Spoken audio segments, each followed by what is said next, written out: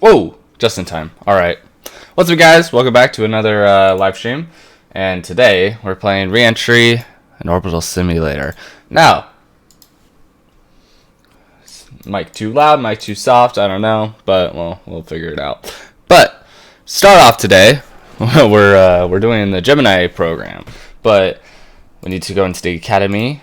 To lessons. We're gonna start off in pre-launch. Now we're gonna go as far as we can into this menu of options here. All right. And the reason why I'm not with anyone is because this game actually is very hard to play with while talking to other people, because it has a lot of reading, and other things like that. Now, let's get everything situated and let's go right into it. Let's just jump right into it.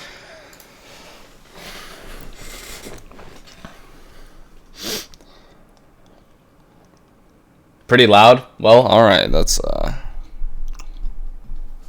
how's that? That's probably, hopefully better for y'all. RIP.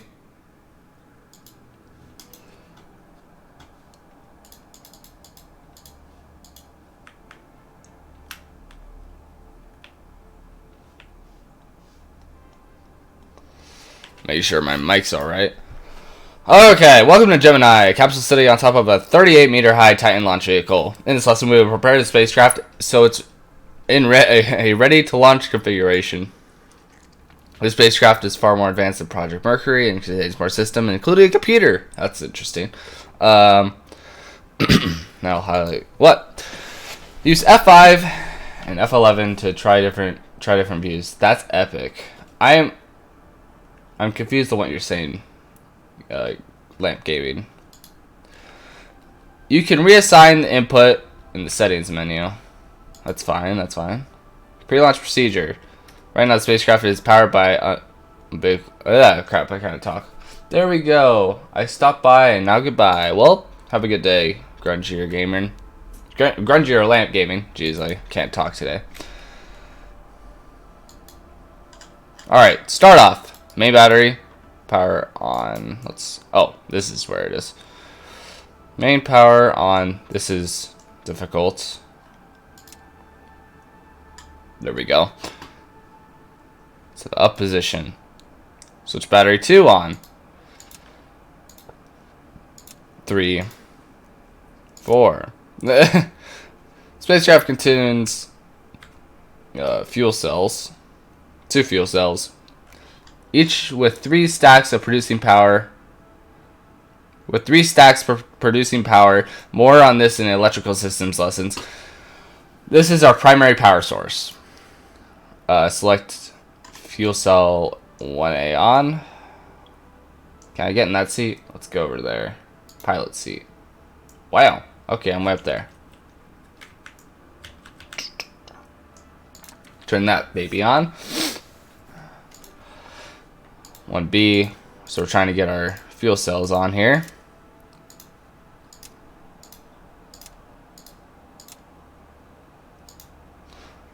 Power to the fuel cells, that's important. Now, the main direct current bus is now powered by both systems. As in Project Mercury, the pyrotechnics, right? That's how you say that. I'm so dumb. Are dependent on another isolated power system, the common controls bus. Alright, sweet. System is powered by 3 silver sync SWIB batteries and should stay on for the duration of the entire mission. These are turned on by setting the 3 SWIB battery switches to the on position. Dun dun dun dun. Alright. Common control bus is now powered. The pyrotechnics. Is that how you spell pyrotechnics? I'm so dumb. But yeah, hopefully that is. So, now, the common control bus is now powered. The pyrotechnics are used to create controlled explosions to separate redundant rocket parts, staging to jettison components from it. This system needs to be armed as well. To do this, set boost insert to arm. These arms are set. This arm, I can't read today. This arms all the squibs needed during the launch and insertion stages of the mission. Set boost, insert, switch to arm position. Where is that? Oh, it's right there. Nope, I'm dumb. Ah, ha, there it is. For safety reasons, all 4 retro rockets will also be set to arm during launch.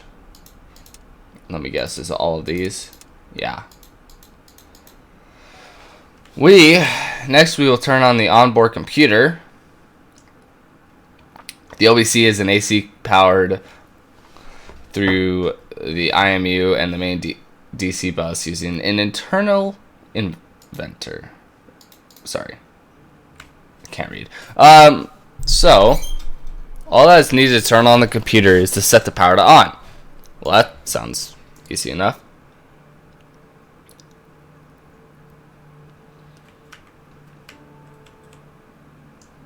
There it is. When on, the computer needs 20 seconds of self-tests.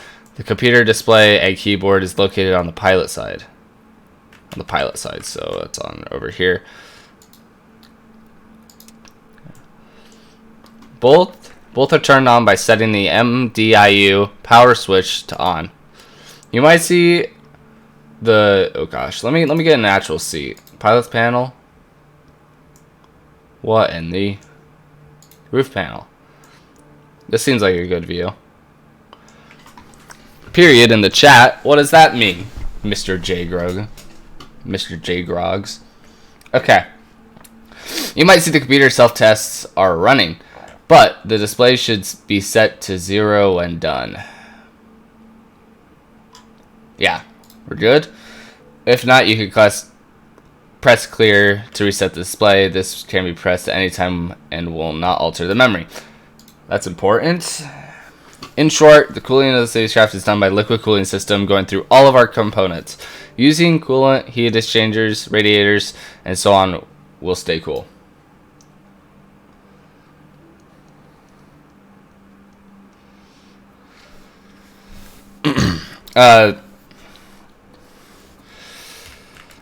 The spacecraft has 2 of these cooling systems, each independent upon each other.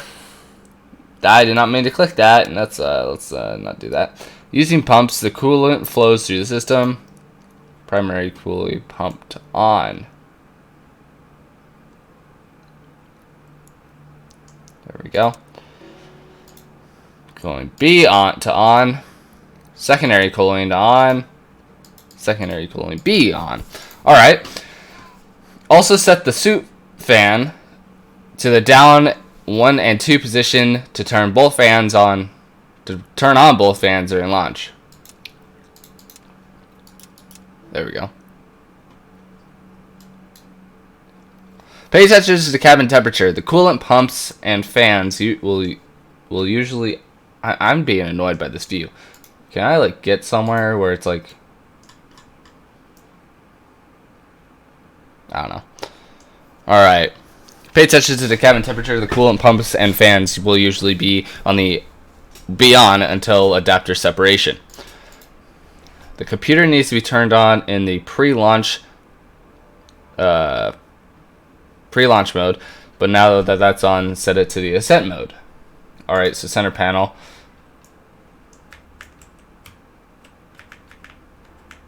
Let's try and get like a commander seat view. All right, here we go. Now it needs to be to Ascent. There we go. Roger. This will load and ready the Ascent module and is automatically started during launch. Let me get my streams.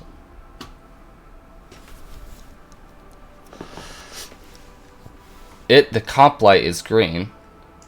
The computer is working. If the mouth light is amber, a reset is required. So let's find the comp light. That's not it.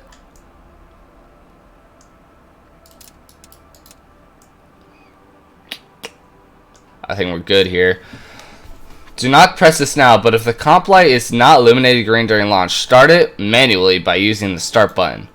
All that's left now is to let mission control know that you are ready using the radio command menu. Tap C on the keyboard to open this. Oh, it's already done here. And press ready for launch.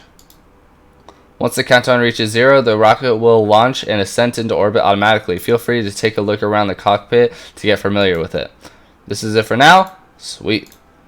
Do one of those, and let's move on. Alright, so we finished the first lesson of the Gemini program, and oh crap, did I clicked the wrong thing now here, didn't I?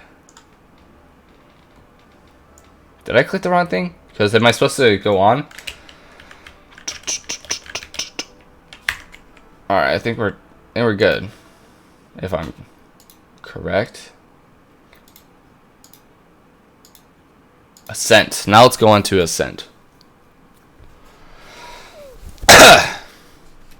Alright. How's everyone doing? How's everyone's days going? Got a new microphone, so hopefully it sounds better than Blue Snowballs. Preparing the cockpit state.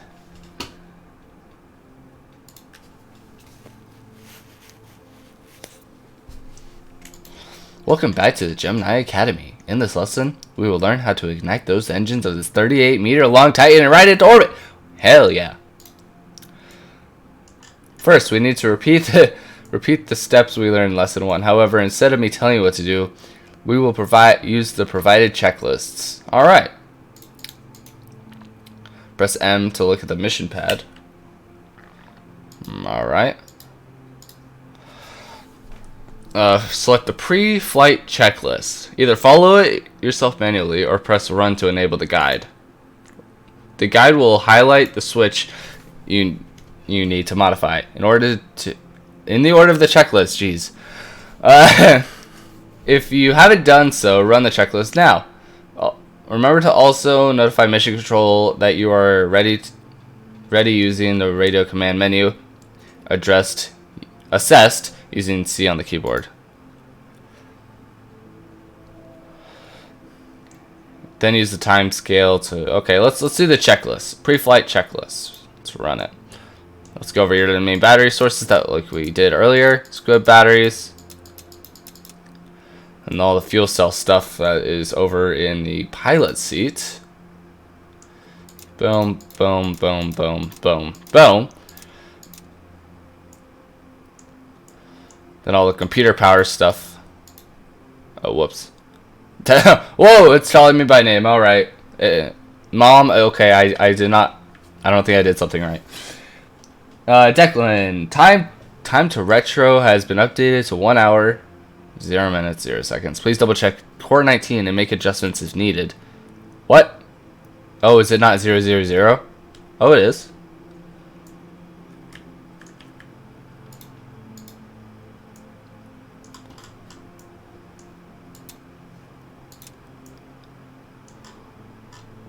This should be 0000 by the end of this.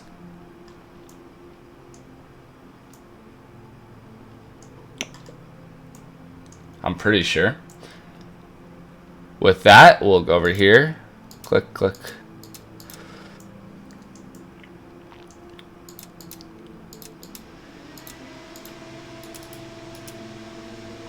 Computer mode 1. Turn that to Ascent and then perform a radio check. Alright, alright. Let's go over to the command panel. Radio check.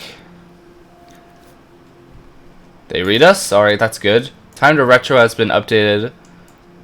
Please double check core 19. Where is core 19? Did I do something wrong here? I performed a radio check, bruh. Okay, there we go. Redo 5 by 5. Declan, time to retro has been updated 1 hour. Please double check core 19 and make any adjustments. Where is core 19? If I'm tripping, core 19, make any adjustments if needed. I think we're good. Then use time scale to scale time to launch. It'll automatically stop in time. I'm a little bit confused at the moment because because 19 and now the time scale. So time scale, where's time scale?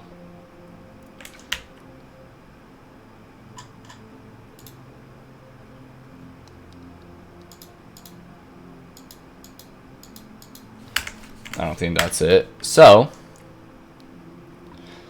it's time scale. Roger. Boom. I think. Oh no, I messed something up here now, didn't I?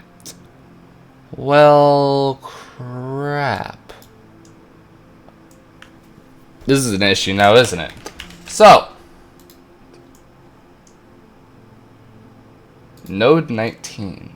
Is it node 19? Is that what what they were wanting us to do? Make any adjustments if needed. Use the time scale to scale the launch. Where's the time scale? That's what I'm wondering. Now, is there a blue box around it? Oh, we're launching. Okay, that makes more sense, I guess.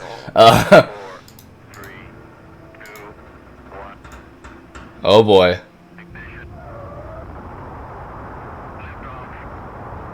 Bolts, engines are thrusting. AG7 engine, 2 nozzles producing 1,913 kilonewtons of thrust.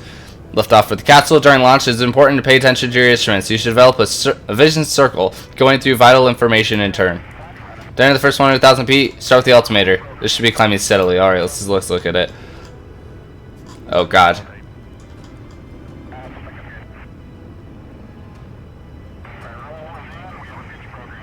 Keep an eye on the fuel and oxidizers indicator on the first stage. On the current stage, the fuel levels indicates time left to the first staging. Then ensure the G-forces are within limits. It is normal that this can reach up to 6 Gs during ascent. Alright, let's see this. That is ascending, I'm pretty sure. Oh wait, no, that's the wrong one. That's what it should be, steadily climbing in this situation. Alright, it's getting darker by the minute, that's for sure. If I'm correct... Oh, there's stuff we need to be doing down here. But I know that there is an outside camera that we could look at. We'll do that in a minute. The altitude indicator, or FDIA, altitude indicator, can be used to see direction. You start going up at 90 degrees pitch and then level with the horizon. See, yeah, we should be doing that. The voltmeter is there to aid in knowing your electrical systems are operating normally. If you have low voltage, something is wrong. A voltmeter. That's over here in the pilot seat, so...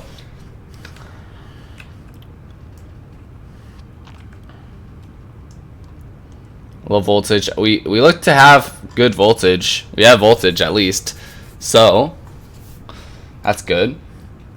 The cabin and suit temperature is also important to know if our systems has the right temperature. If this gets too high or low, you need to fix it. The cabin pressure and CO2 level should be frequently monitored. Cabin PSIG should leak and stabilize at 5.5 during the ascent. If CO2 is high, use cabin recirc to... Holy crap. Okay, that kind of scared the crap out of me, I'm not gonna lie. But, oh man, we're in space.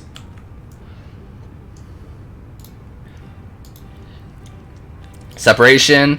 Rocket will now focus on building orbital speed to insert the spaceship into a parking orbit around Earth. An important feature of the Gemini capsule is that it is equipped with translational thrusters in addition to altitude thrusters. This allows the capsule to modify its orbit in flight. That's very important. Fuel 2 oxidizer. Okay. You can monitor the stage 2 propellant state using the fuel 2 oxidizer gauge. This will give you an indication how much more is left. It's left before you are in orbit. Once you reach orbit, the computer, if it is running in ascent mode, which according to my vision, yeah, it is. Let's look at our altitude.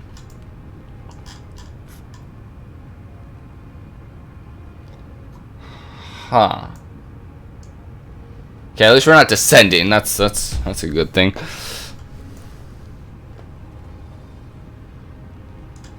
Who knows? Maybe I'm tripping. Now, once you reach orbit, the computer, if it's running in ascent mode, will calculate the distance left to enter the initial parking orbit based on the flight plan. One on the left side, the commander seat, just before the below the FDAI. You can see the IVI. Once stage 2 is complete, the computer will show you the difference using the 3 valves here. We will do this once. We'll have a successful stage 2 cutoff.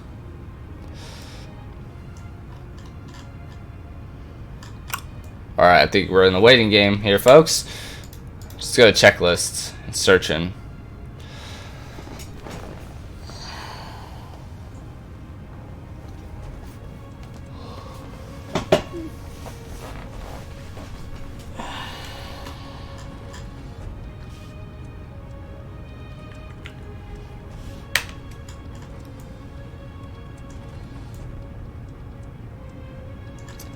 Let's look at our gauges here.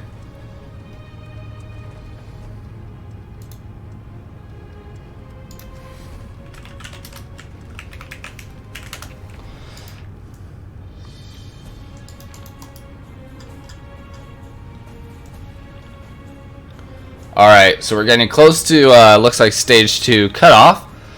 We are definitely in the vacuum of space. So we look out here. Oh man, it's a beauty. Seco, second engine cut off. Now, with that, we should come back down here. Okay, what do you see? Separation is illuminated. Open it by left clicking. Where is that?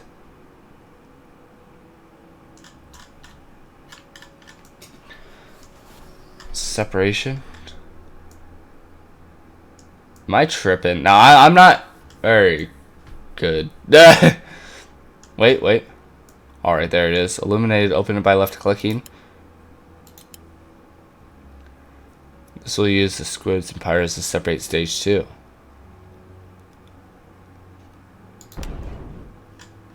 That worked.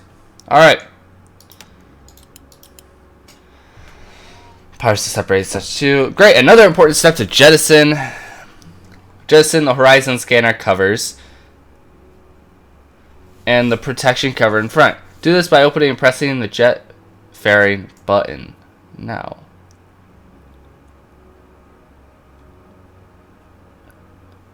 jettison fairing. If I could find that. No, that's definitely not what I wanted. Jet the fairing. Where is the said blue button?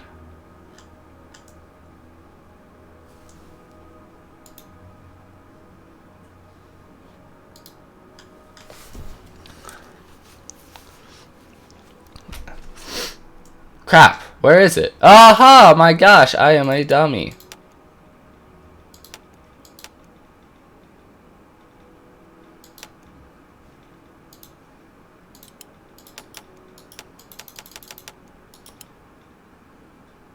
I did it. Horizon scanners will now prepare for scanning and start detecting Earth. This usually takes up to 2 minutes, and the platform will snap into the new orientation at this point. Now let's go back to the IVIs again. The IVIs are controlled by using the computer and is usually used frequently throughout a mission. It shows how much you need to modify your speed and enter. To modify your orbit, you need to use a system called the OAMS. OAMS. We will get back to the OAMS and RCS system in the orbital navigation lesson, but for now, follow my instructions. Sounds good? You will need to enable the OAMS system to fire the thrusters. This is done with 2 switches. First, open the propulsive valves to the system. The system receives propellant using prop motor valves. Set that to open. Roger. And then there we go. The OAMS system is enabled It is very important that you will always disable the home system directly after use to reduce the possibility of bump into the transitional joystick. Now you use the translational stick to zero the IVIs. Use U and O to translate forward and yeah, whatever. And then J and L for left and right, up and down. All right, sweet. There we go. Okay, we've now done 2 out of the, I think, 8 lessons. Is it 8? Nope, there's 11 in Apollo. Oh, there is 8 in the Gemini School of Space. That probably is an actual school somewhere, the Gemini School of Space. Or Gemini Aeronautical School, or something along those lines, hopefully. That would be cool to have like a full-on space school. But like, and I know that there is like programs in colleges and stuff like that. But there's like aeronautical universities, but space schools would be cool. That's more like astronaut school, isn't it, though?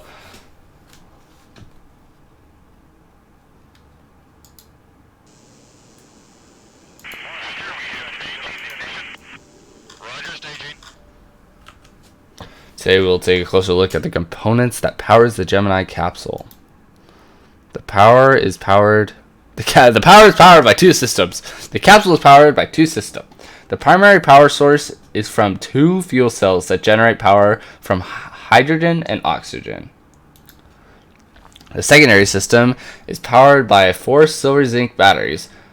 The fuel cells are installed in the adapter section of the spaceship, while the batteries are in the capsule. Alright.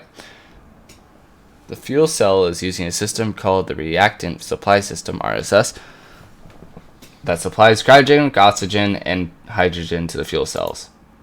The ionization of these substances produce electricity and water. The amount of reactant consumed is directly related to the power load on the fuel cells. The 2 fuel cells is capable of running the spaceship alone, but since they are located in the adapter, it'll be separated before the retrograde burn. E, says Grungier Gaming. In chat. Now, Patrick, from the retrograde burn to reentry, the batteries will be used. The power sources can be configured using switches on the right panel in front of the co-pilot. There's a lot of words here. All right, not here, but this is a long lesson. So there are 2 fuel cells installed. These are named fuel cell section 1 and fuel cell section 2. Each of the fuel cells have 3 power stacks, A, B, and C. All right. You can, there we go. Wait. Bit better. Alright. You can turn each stack inside the fuel cell on and off in case of a malfunction. However, these systems are all typically on throughout the flight.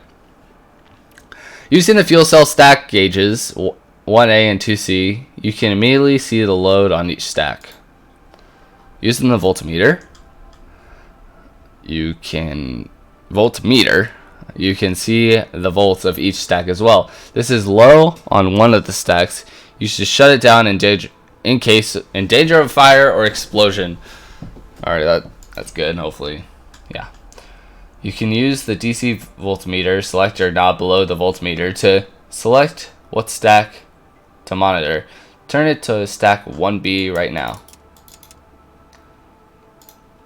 The voltmeter will now display the state of the stack. It is important to include checking these as part of your monitoring routine. As mentioned earlier, the fuel cells are consuming cryogenic reactant. You can use the cryo gauge to monitor the RSS. It can be found in the middle section of the panel. Ooh, that's pretty. That's pretty right there. All right. To monitor the RSS, it can be found in the middle section of the panel. The OFF by default Or, oh my gosh. It is off by default. So the cryo selector knob below it to H2 to see the state of the hydrogen cryo supply. Alright people. We gotta turn this to H2, right? There we go. The cryogenic system as a whole is an involved and deep topic. Please refer to the Gemini flight manual for more details.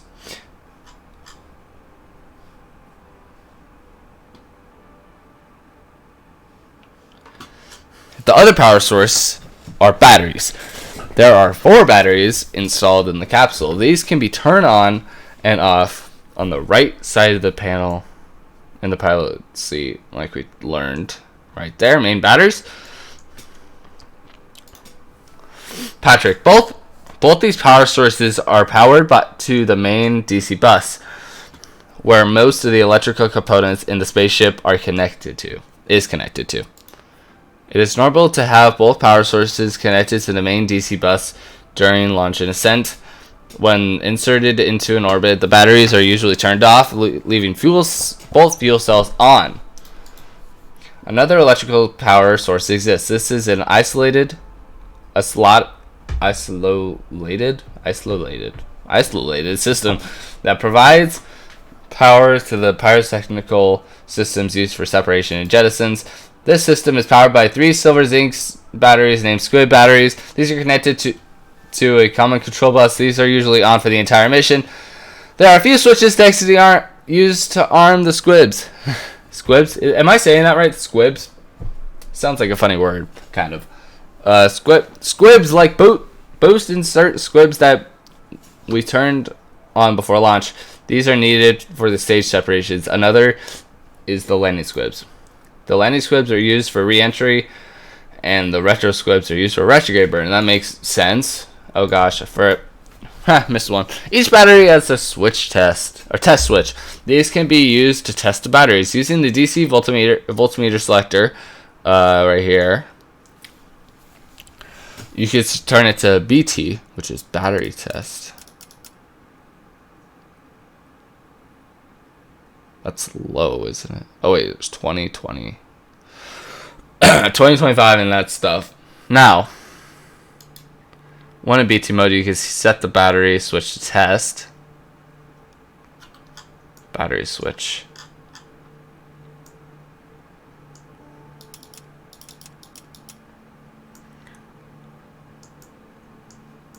Oh, got it.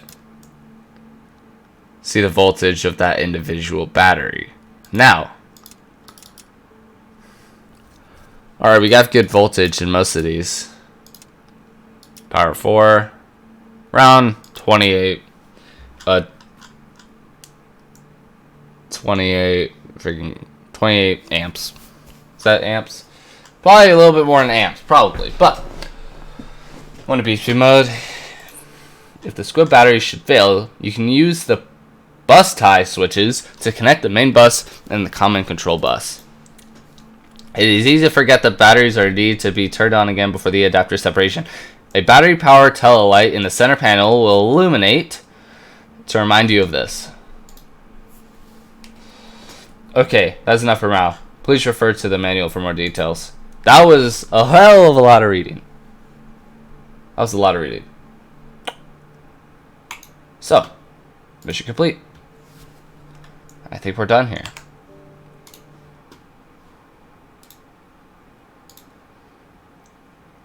That was lesson number 3, wasn't it? So, going to navigation. This one should, the guidance and controls the set of complex systems that enable the spacecraft to maneuver in space. The guidance. In this lesson, you will learn about the primary control systems needed to control the spacecraft. Let's go.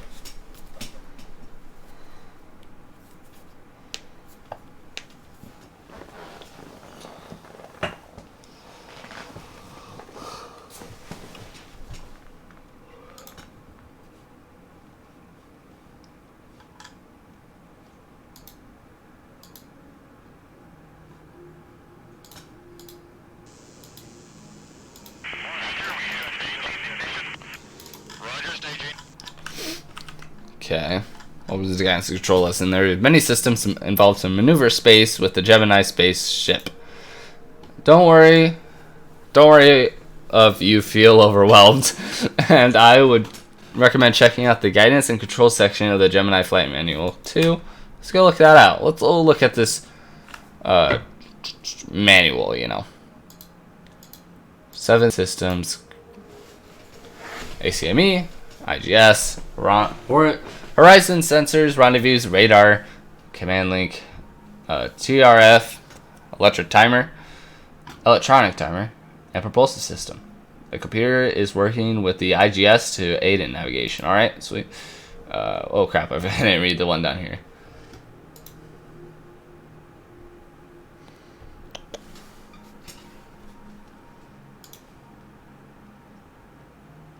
Okay.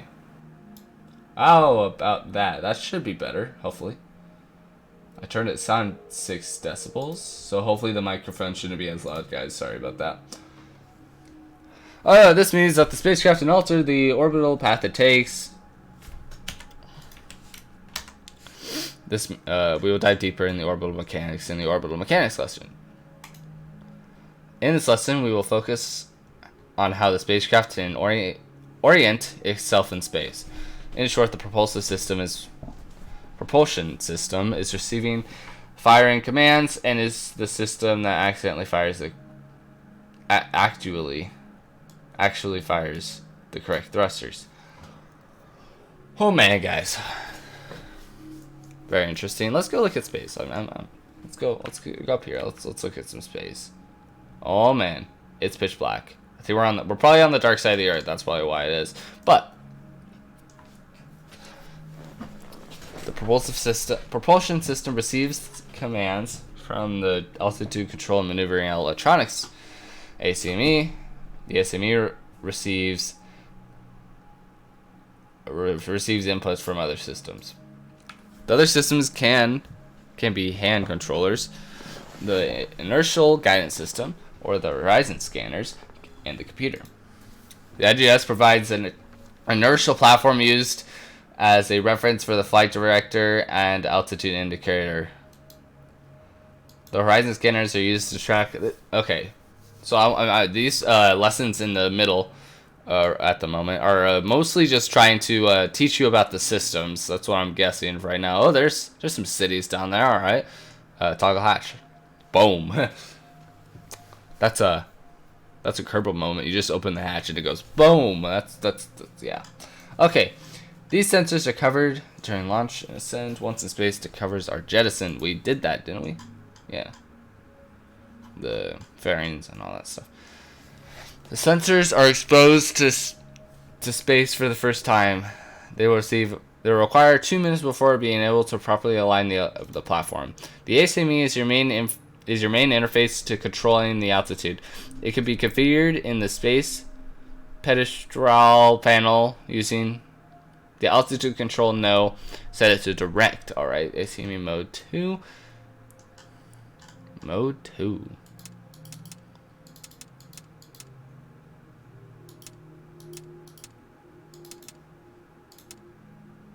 Direct. Oh wait, it says it's a direct right there. I'm a dummy. All right. There are 2 main sets of thrusters installed. One is in the adapter and retro section. One and is named ohms. We learned about that earlier, didn't we? It is your primary altitude control system. Another is the RCS system and is in the capsule. These are used during reentry. The manual control can be obtained by setting the altitude control to either rate command, direct pulse, direct rate command, pulse, reentry command. All right, for manual control. To be able to fire the ohm system using the stick controllers, you need to enable the ohm system. Let's do this now. All right. First, you need to open the ohms propulsion valves so the system can receive fuel. Set it to open. To put power into it. Now the ACME is With the ACME set to direct and the ohms enabled, you can alter the altitude and the spaceship using W, WS for pitch, A and W for yaw, and Q and E for roll. Play around with it. All right, let's have some fun with this, guys.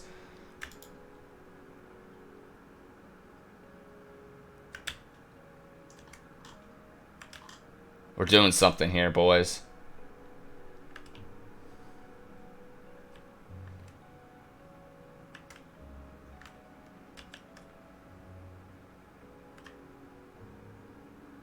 Rolling around. Now, yaw.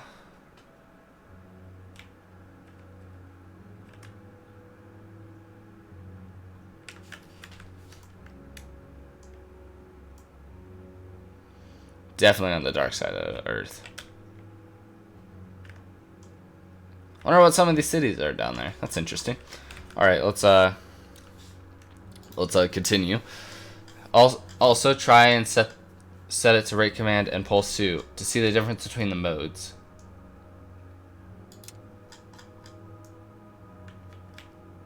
All right, let's see the difference between these modes.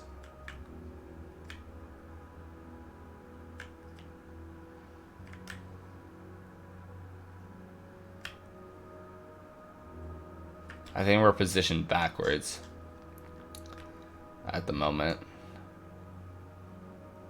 As we start deorbiting, because I'm just playing around up here. So, to see the difference between the modes, race command will stop at the rates if no input. Oh, okay. So if I stop, give me an input to go in a certain direction, it will actually stop it. It'll go in the other direction until it hits 0. And pulse will only fire the thrusters for 20 milliseconds each stick deflection. Alright, so basically, yeah, pulse. Platform is used to let the IGS system, the IGS control the spacecraft. This is very handy if you need to attend to other tasks, and can be, though, like an autopiloto. Is that what that said? So we're gonna set the ACMA unit to plat, and with this one, I'm pretty sure is the autopilot one, if I'm correct. All right, so let's set the IGS mode above to SCF. Easy peasy. It stands for sharp end forward and will automatically maintain the spaceship in prograde direction. This is very important for the propulsive stuff. So apparently, basically all the propulsion stuff is down here. I'm seeing. All the battery stuff's over there. Altitude and stuff's right here. So that's good.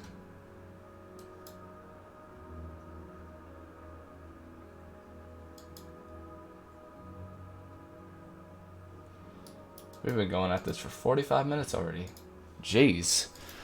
Time flies. Time to retro check. No, that's definitely not what we want to do right here at this very moment. That is definitely a bad idea. Yes. Set us in prograde. As you can see, the spaceship will now try and move into the prograde direction. I think it already did that. The altitude can be read using the flight director and altitude indicator, FDIA. FDIA. I've done that multiple times this stream already. FDAI. There are 2 types of these installed in the spaceship. One for the commander and one for the pilot. All right, sweet. So they can both control it. Each can be configured individually. Set the commanders. Let me readjust my mic again. Sorry. Each can be configured individually. Set the commanders FDAI. Source to plat. All right, so let's go down. Oh wait, the commanders one. So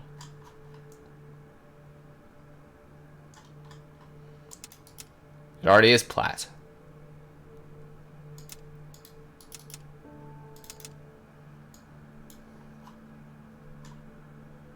Set the commander's FDAI. Source to plat. Huh. I think I'm tripping. Alright, roger, I guess. Then set the data we want to see to ATT. There we go. You know, it's set on rate. Okay, love that. Maybe that's a bug or something, but anyway, it's set to normal. It says it's good right now, so hopefully that's good. This will set the guidance needles to show where we should point in given situations. Like the SEF will guide you the direction you should point to be in program. BEF is retrograde. All right. One's forward, one's backwards. Oh my lord. It's a little dark. Oh my. Oh my lord. So wait, if I literally just go like this. Yeet. How's it going? I think it doesn't want me to do that. Alright. With that, rate will show the angular rates you are currently rotating at, and mix will combine them. The FDAI will set nom on the FDAI itself will set the sensitivity of needles. You can see the amount of propellant for the various propulsive systems with the very prop gauge with the selector knob below it. Set the ohms to see the propellant in the ohm system. The ohm system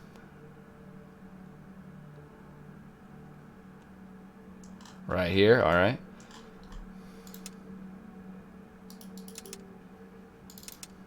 There we go. Now let's go back here and here. Definitely good. That's good. Full. So we have let's play around with this a bit. Well, we finished it, guys. That's awesome. So that's another lesson done. So alright, time to become an astronaut. No, I'm just kidding. Well, but we can go on to lesson number 5 out of 8. Dude, we're flying through this. Actually, this is pretty good. Right here at the moment. So,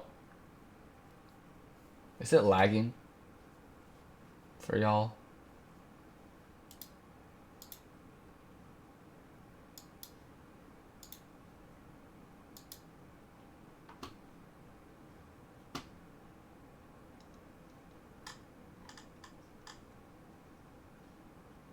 This is pretty good.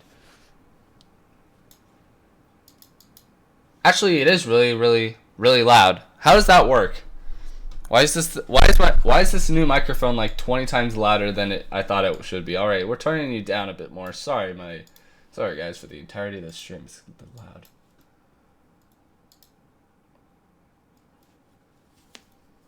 Let's fix this.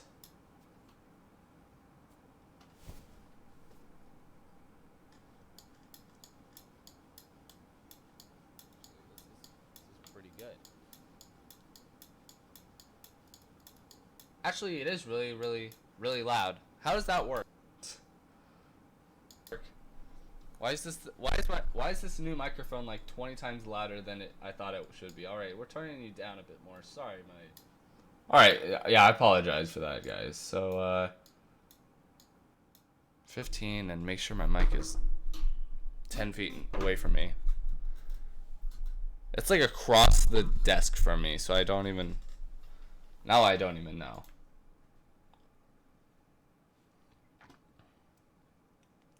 Okay, now we can go on to the computer. Now we've completed 4 lessons. We only have 4 to go.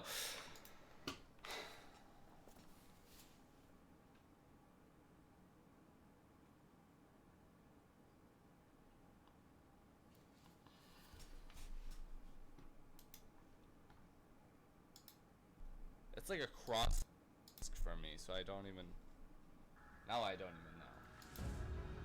Okay.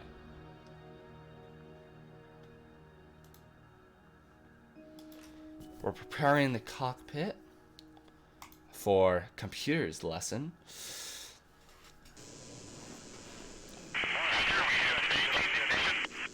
Roger, staging. Computers use the navigation. That makes sense.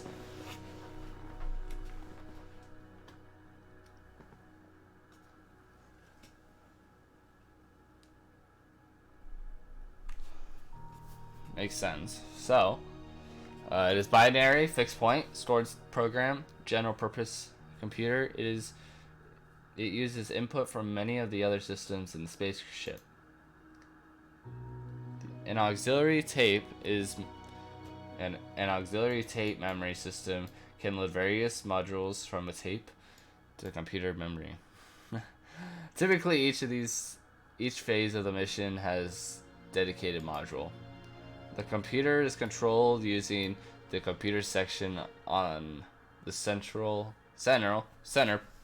pedestal panel. The on and off switch gives the computer power. Mode switch is used to select the module to run. The start button will start the computer when a module is loaded. The loading can take up to 10 minutes with the exception of the pre-launch module and the Ascent module.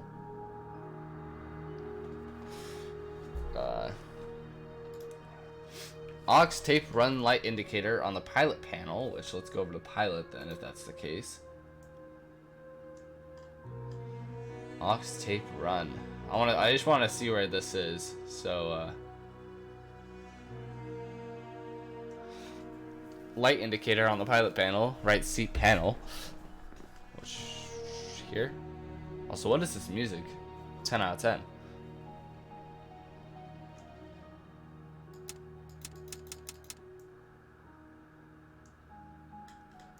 That's fun. It's like we're in a dark room and we just turned on the lights. It's like a flashlight. I mean, that's basically what it is. Alright, that's good lighting. So, the aux tape run light indicator on the pilot panel, right seat panel, shows if the tape is running, meaning a module is loading. It is not possible to start the computer when a module is running. If the computer should fail, mouth will illuminate. If this happens, you can reset the computer by using the reset button. That sounds interesting. When a module is loaded, you need to press start to start running the computer. The computer is controlled and modified by checking and changing memory valves directly. To do this, you can use the manual data insertion unit, MDIU, to visualize data in memory or what you are inserting. You can use a display. The display unit, let's go, where is that? The display unit needs to be turned on using the power switch on the display itself. It's located on the pilot side. Set it to on.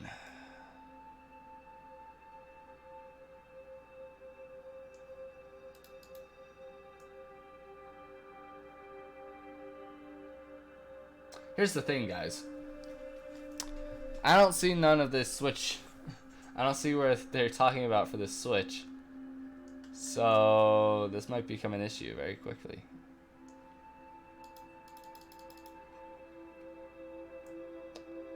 Where is this certain system? Set the MDIU to on. Wait, battery stuff? Is it over here? Maybe it's already on? Because it would be showing a light. But it's also on a display, so that means that it should be up here.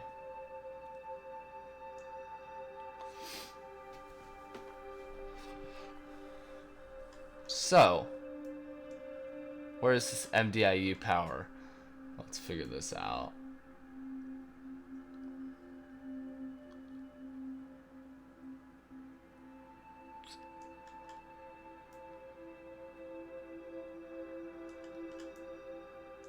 Huh, that's interesting. Roger, let's see that. Let's try and operate the computer. Turn on the computer by itself by setting the power switch to on.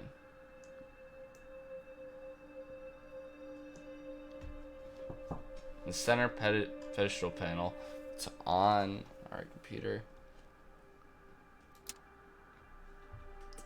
Okay, we're running into an issue here with the lights because no blue boxes are showing up. Unless I'm actually blind. I don't think there's any of those Oh, hello. Are you something I need?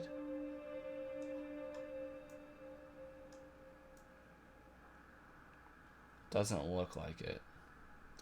Alright, hopefully that should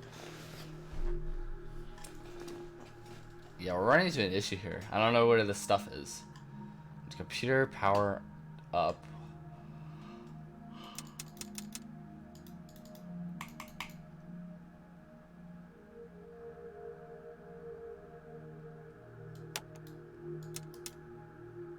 Aha! Computer on up. Lead the display unit using F10.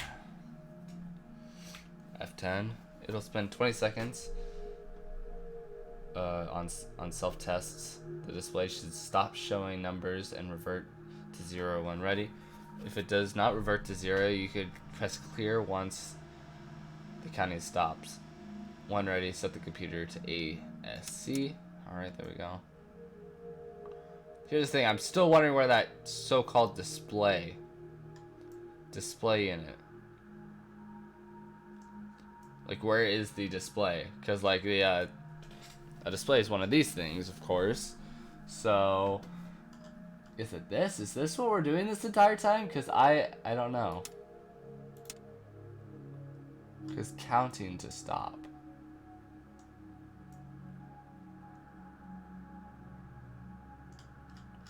It's not really making any sense. Oh.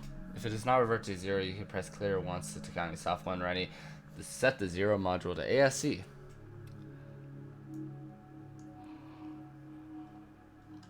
Start the computer by pressing start. Where I'm not tripping, right, guys? This stuff's already on, so it's not showing a blue thing.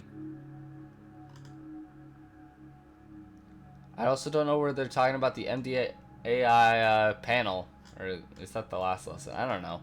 So, YOLO. We did it, boys. Right? Maybe. No. I'm now confused. I might have messed up something. Panel. I think this is where I got stopped last time I tried to do this lesson. I think I've done this on stream before.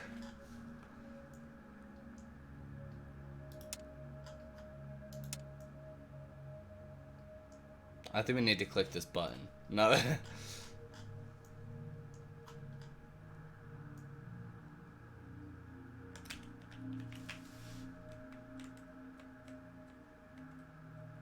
Right? Am I tripping? I don't know where this stuff is.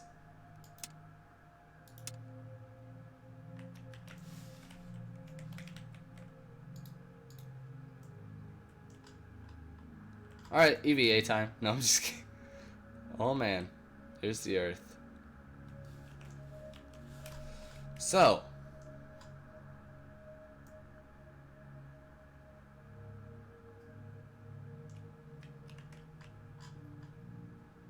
I don't know where this stuff is. So, let's just go around and click random stuff, because that sounds like a great idea.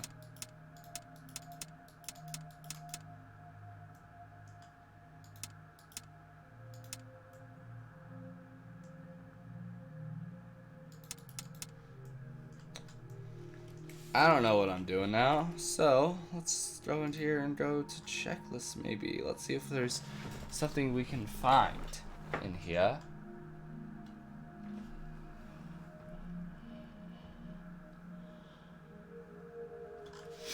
Alright, yeah, I don't know.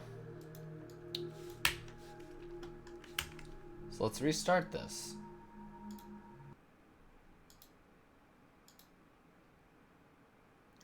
The computer. Yeah, the computer's quite a display with a module selector. I don't know. I don't honestly know anymore. I don't know. So, yeah.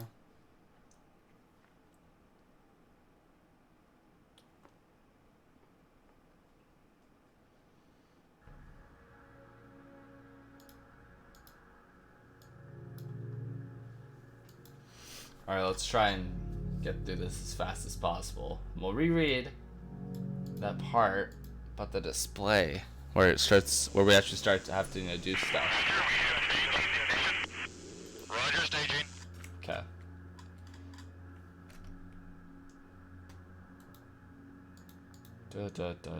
Oh. Oh.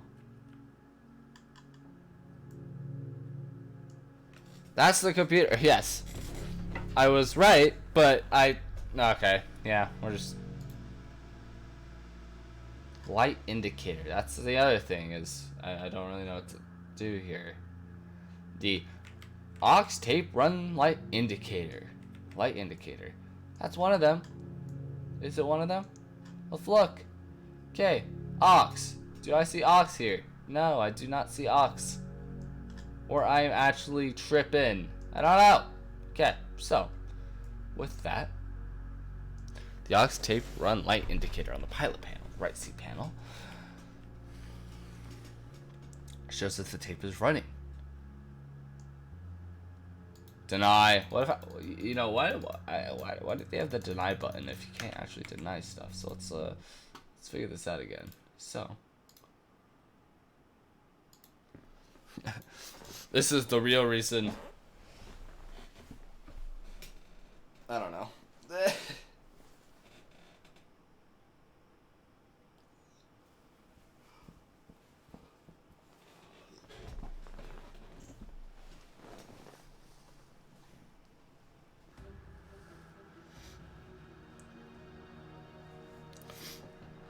It was going really well until the computer. Who knew that computers were very hard, very, very hard to understand. Also, that's freaking loud. Roger, staging. Roger, staging. All right.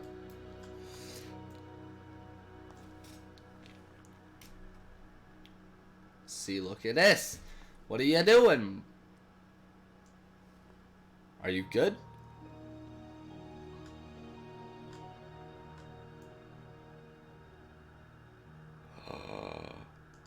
Oh, you turn that off. How dare it? Maybe that's it. Maybe I just didn't do that last time. Oh, I am such an idiot. Alright, so with that, typically each phase of the mission. What was that? Just crap, was that just illuminated? Let me go. Okay, I'm gonna rewatch that. Oh no, what was that just illuminated? That's what I saw. It was. Okay, so it's just not telling me.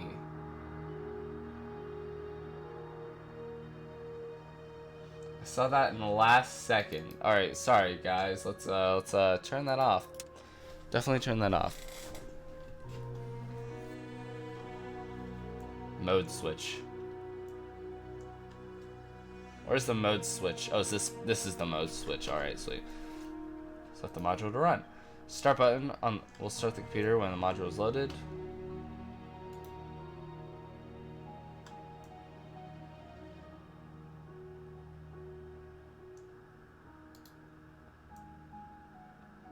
Oh man, that is quite beautiful. Not gonna lie. So let's do a big fat screenshot on that one.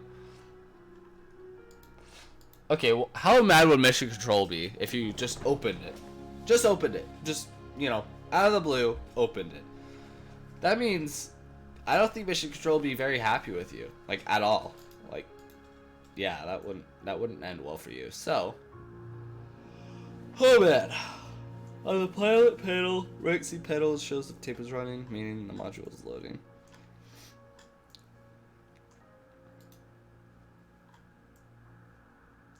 Mouth.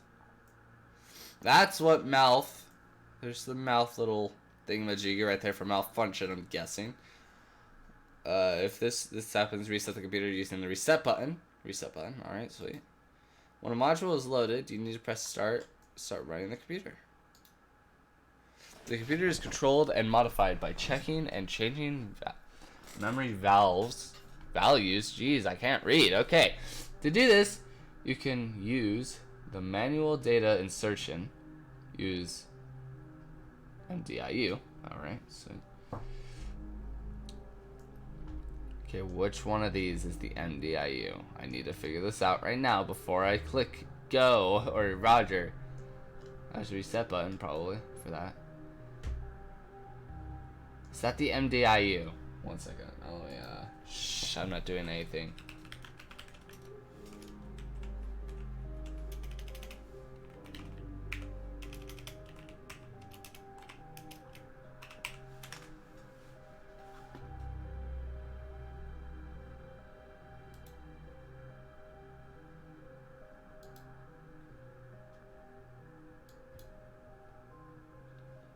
Alright, so with that, we will be, the computer is controlled and modified by checking and changing value directly.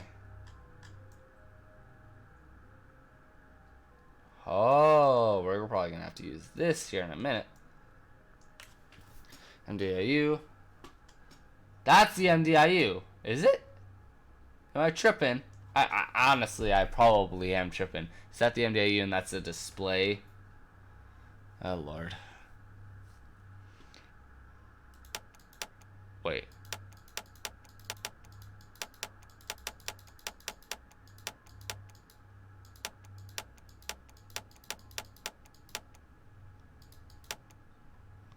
Oh, it's not on. I'm tripping. Okay.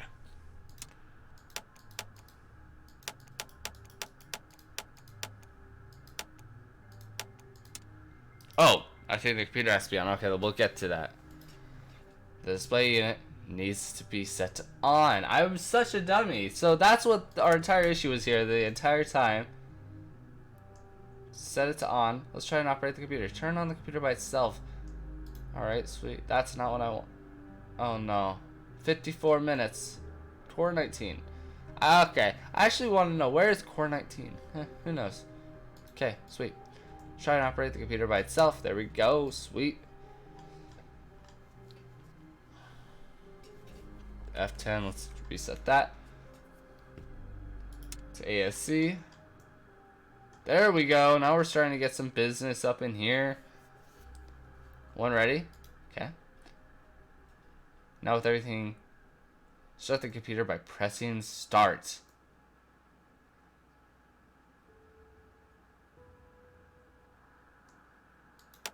There we go. I found it.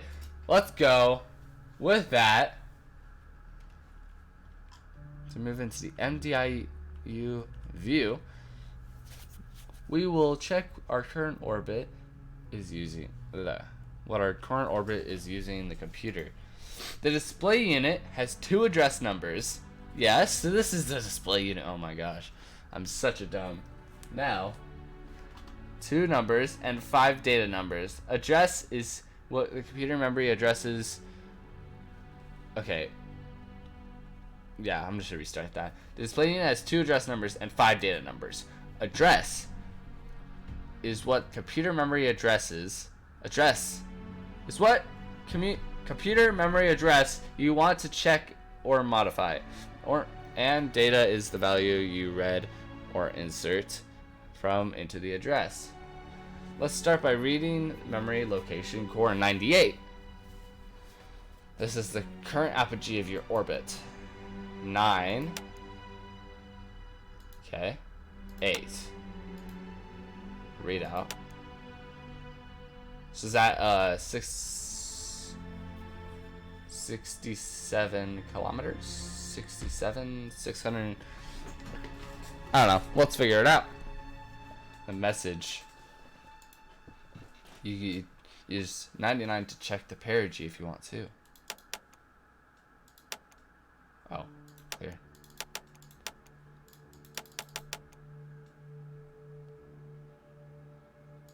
There we go. That's interesting. All right, so that's how they in flight. They were like, okay, this is what's our perigee, what's our apogee. It seemed like there would be another display in it that would just be telling you those things, though. Maybe that's a later thing down the line, in like Apollo or shuttle. because if you're like having issues in flight, let's say that, and you know your apogee, you'd have to like put in numbers and stuff like that. So who knows? Maybe it's a lot. Maybe I'm overthinking that, but let's do that. Core 56. So this is what it's talking about when it's like core 19. Let's check some core 19. I don't know what to do with it, but so 56 readout is used to see the target orbit we want to achieve. This can also be set during the mission to help you go into a new orbit. Let's try 56. Maybe that is already 56. 56 is used to set the perigee if we want to fly to. Alright, sweet. First, press clear to clear all values. Oh gosh, where is that? Okay. Press clear to clear all the values and move the input pointer to the first digit on the display in the adjust. First, press clear to clear all the values and move the input pointer. Input pointer. Input pointer. What the frig is the input pointer? Oh, okay, that's what I was wanting me to. I'm tripping. Let's read out the value of 56. Press 5 and 6 on the keyboard, MDIU keyboard, and then press read out. The target is to set to 065 through 2, for example, but this can be different for you. The leading 0 is important. Yes, that's there. Everything's good. Let's press the 0. Now, the input pointer is still at the first digit of the message, so press 0 on the keyboard. Not much will change as the first digit is already 0. Alright, sweet. Next. Oh, so it like puts it in, and then you're able to. Okay. Next, press 6 on the MDIU keyboard. Frack. Crud. Alright. I did something wrong here. Alright, 56. Read out 0. Then you want us to do 6. Alright, sweet. We did it. 5. 0. 5. That's interesting. Alright, sweet. Enter on the MDIU keyboard to store the value in course 56. Please note that the computer will automatically set the inserted value to AP or PEE based on if it's higher than the other value. If AP is 5670 and you set the PE to 5680, 5680 will go to AP instead, and PE will become 5670. Alright, that makes sense, because that's what a perigee is. Makes sense. So, this is how you operate the computer. I strongly recommend now you just check the computer section of the Gemini flight manual to understand in details of what the other modules do, and each memory core means. So let's. I want to see what this. Oh, is the manual in the menu? Yes, the hardest one so far. We have made it through. Okay, just make sure to look for any blue boxes, even if it doesn't say to do that. That's very important for us to remember now.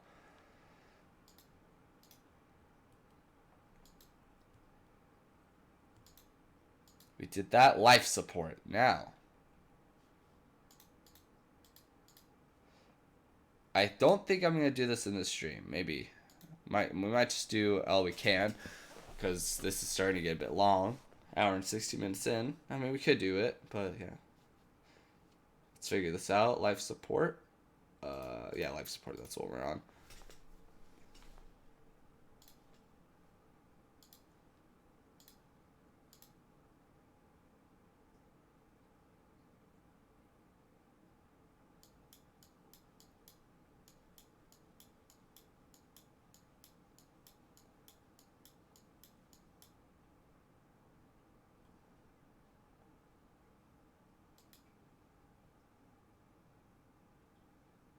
Figure this out. Life support.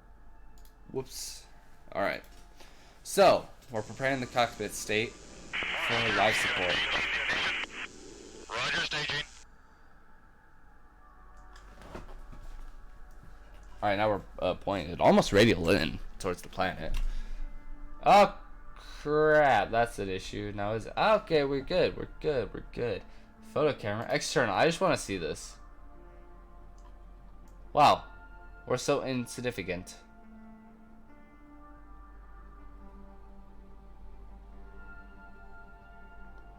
This little capsule. What an...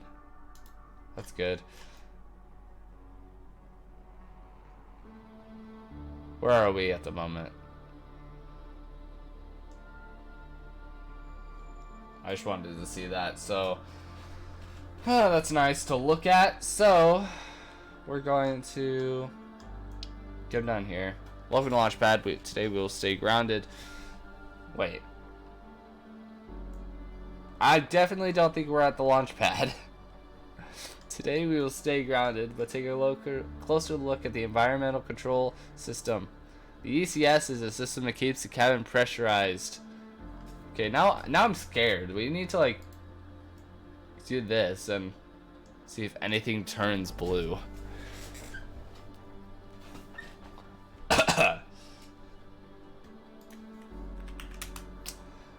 ECS system that I see your period, Repton. The ECS is the system that keeps the cabin pressurized, maintains temperature, removes odors, oh man, and CO2. Provides oxygen and water. It tries to create an Earth-like environment in the capsule, like a small planet. Ooh, that's pretty interesting. The system is self-atomic, but provides manual control when needed. 2 coolant loops will push coolant through the equipment. This is a liquid that will absorb or transfer heat, reducing the temperature of the components as it goes through. Oh, you can just drag this around. Woo! Sweet. A radiator, evaporator, and head exchangers are used to cool the flood down as it goes through the loop. It is also used to head the oxygen flow. The fuel will go through a radiator that will radiate the heat into space and cool the liquid. Keep in mind that if the radiator is warm, like after Ascent, it will heat the liquid instead. That would be a big issue in a lot of situations. So, oh, it's now up here, so I was just out of frame. So let's radiator flow. Let's turn that on. There are 4 pumps. There are 4 pumps that will pump the coolant through the loops. These are usually on until retrograde. The coolant loops are pumps, and pumps are located in the adapter and will be removed at the adapter separation. You can enable loops by setting the pumps to on. There are 2 loops, 1 primary and 1 secondary. Each loop has 2 pumps. Set the primary pump to A to on. The oxygen used in the capsule is the same as the cryogenic oxygen used in the fuel cells. It is heated before entering the oxygen loops. As primary oxygen intake is in the adapter, and the secondary is in the capsule for reentry. The sweet fans, I don't know, are controlled using the suit fans switch. It is usually set to number 1 and 2 for the entire mission. It sets to number 1 and 2 now. The pull levers and front panels are used to control some important ECS functions.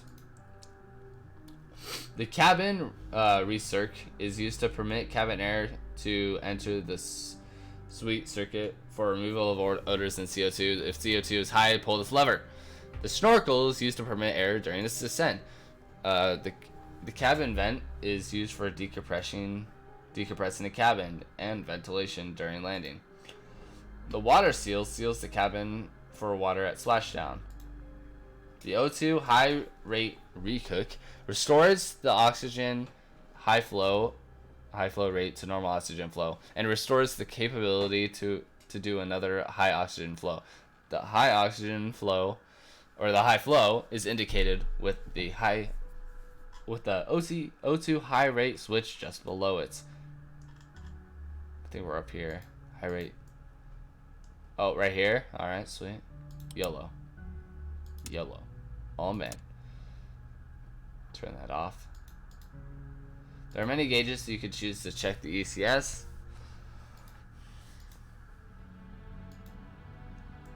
Cryo gauge is used to monitor the cryogenic systems on board. It is an important frequency to monitor the ECS systems, make it a part of your routine. Good job. Now we're done with 6. Dang, guys. Let's go. Now we're on to 7. With that, this shouldn't take, very long to finish these last 2, hopefully. Fingers crossed. The sequencer is responsible for the phase of the mission. Used together with checklist, it'll guide you through the major steps of the mission. This lesson is a preparation for the next lesson where you will actually do the actual entry.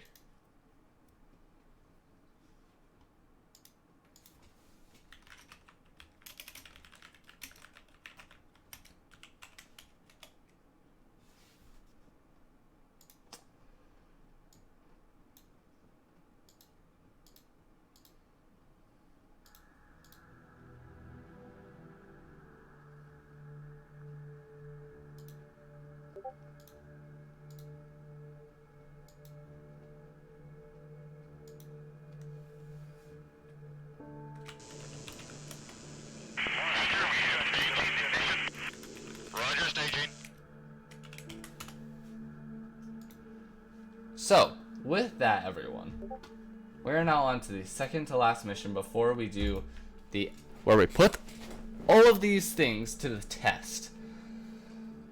Yeah, so with that, we're going to start this lesson. So, let's come down here because we always are. Oh, now we're on the bright side of the Earth. That's nice. It has a main display in the center panel.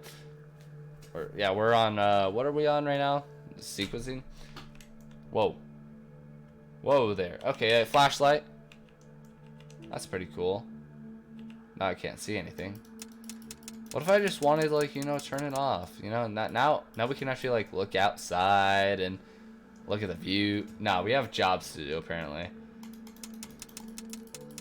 Okay, with that, we're going to start. It has a main display in the center panel, is identified as a long stack of light switches. Most of these can be opened and triggered. Okay, it's this entire row. It works by illuminating a task that you have to perform. If a light illuminates, you can open it and press the trigger to execute the step. This is fully manual operation. After stage 2 separation, the sequencer is counting down to the time to retrograde time base. At T2 minus 56, meaning 256 seconds before retrograde sequencing start, the sequencer starts to prepare for retrograde. At this point, the sequencer will illuminate lights that you need to follow from top to bottom. The first is IND retro altitude. Attitude.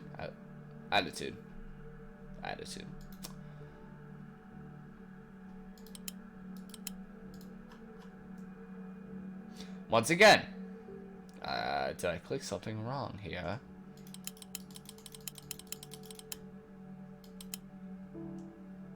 Oh wait, don't we need a checklist for this one?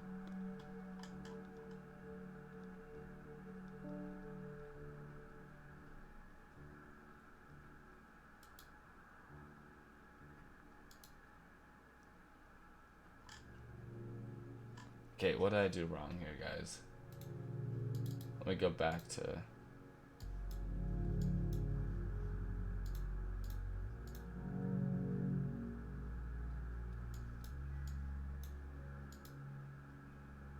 Let me go back to the stream and let's watch some freaking Reentry to see what we did wrong here.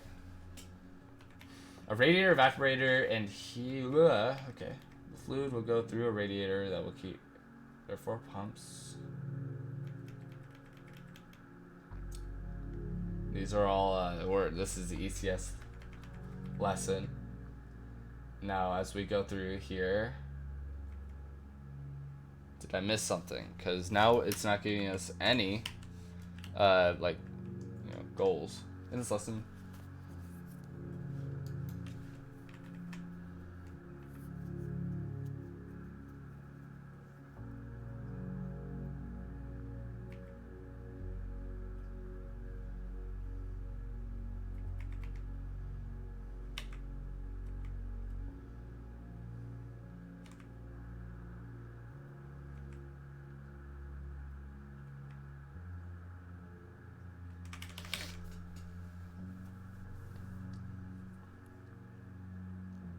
Oh wait, is it doing the T minus 256 seconds?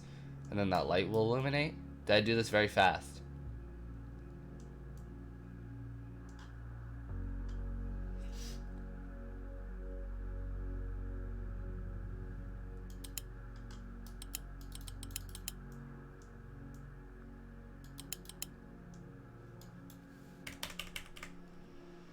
Or am I missing something?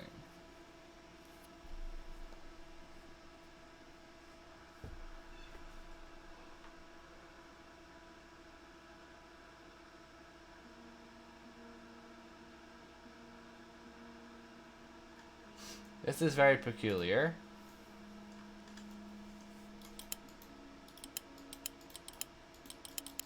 Because now I can't even open them.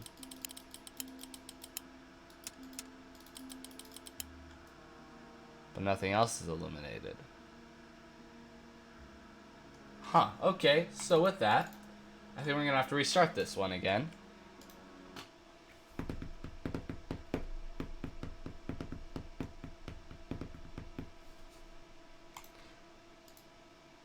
Which is very interesting. So it basically told me to open up that hatch. So let me guess. We need to click something and it doesn't tell us to. Probably. Alright, so let's take a look around each time it wants to talk to us, and we'll be good.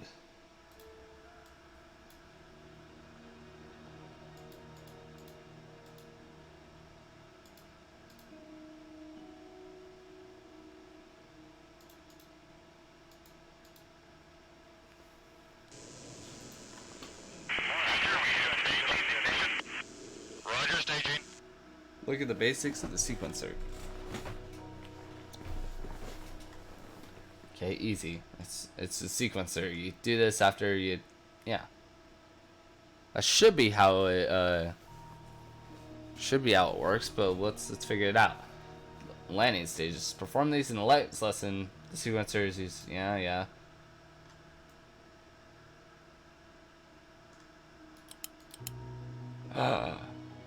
Click it! Open and triggered. It works by illuminating the test you have to perform. Light illuminates. Fully manual operation.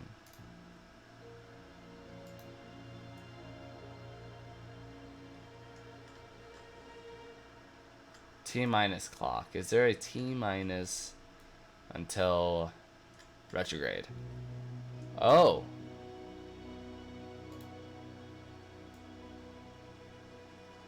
Time to retrograde is an hour and 41 seconds, basically.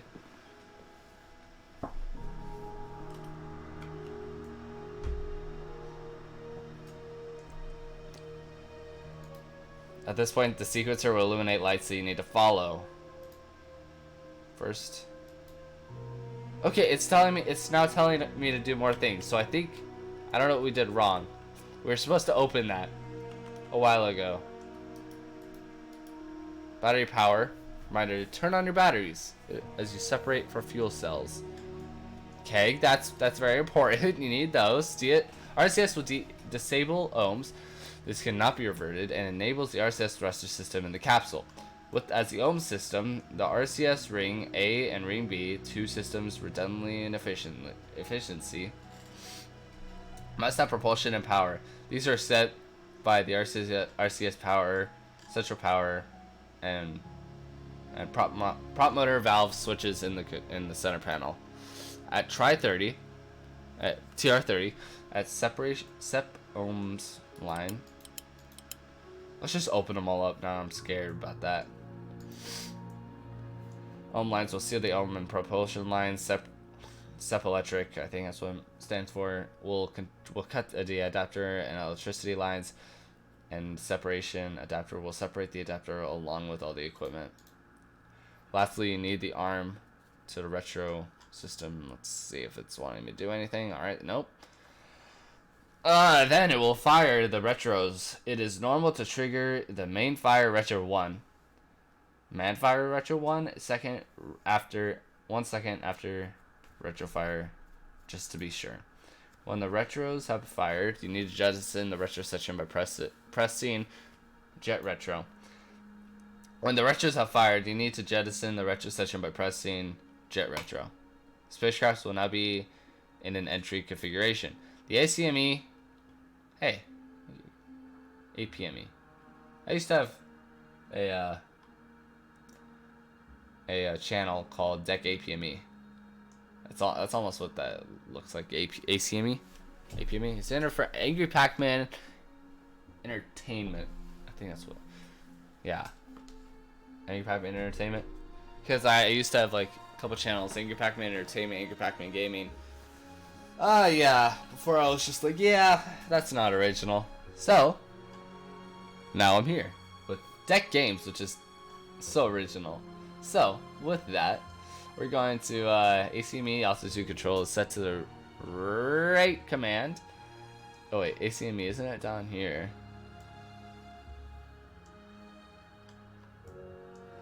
It's altitude control, so well, let's just continue right here. The computer is set to Reent. Keep in mind the 10-minute loading, and you are now on your way back to Earth. After re-entry, the landing system is used to deploy the drogue at 40 kilometers, 40, yeah. Main shoot at 10.6k. The altimeter can be used to check this, and the lights will illuminate on the left panel when you need to do this. Keep in mind that the chute deployment is manual. That's scary. At 200 feet, the LDG attitude is pressed to tilt the capsule before splashdown. At splashdown, the parachute jettison is triggered, but this also happens automatically. That's good. At this point, the reentry will be complete. This concludes the theoretical part of the sequencer. In the next lesson, we will learn how to perform the deorbit and entry manually. So, with that, guys, we're on to the last lesson. Also, the music gets very, very, very like epic right before we like end it, and then just very fast stop right at the end.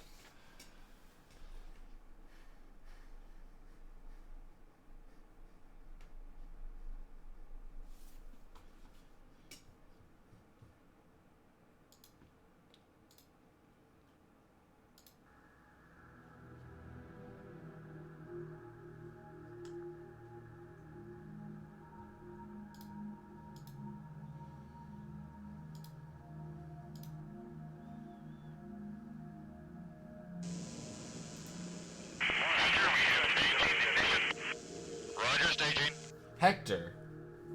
Oh man, we got a new trainer. That's pretty epic if I would say so. Now, astronaut instructor. In this tutorial, I will teach you how to perform the deorbit re-entry landing procedure for the Gemini spacecraft. Atmospheric entry or re-entry is the movement of an object from outer space and through the gases of the atmosphere. Yeah. Procedure. Yeah, whatever. Atmospheric drag and aerodynamic heating can cause an atmospheric breakup capable of completely disintegrating any spacecraft. That is why it's so important to master this procedure. Kerbal Space Program. Just before especially with what's that planet? Eve in Kerbal Space Program.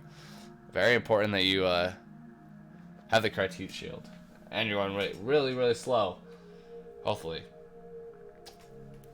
Just before re-entry, the Gemini spacecraft will jettison the retrograde section, leaving only the cone-shaped spacecraft holding the crew.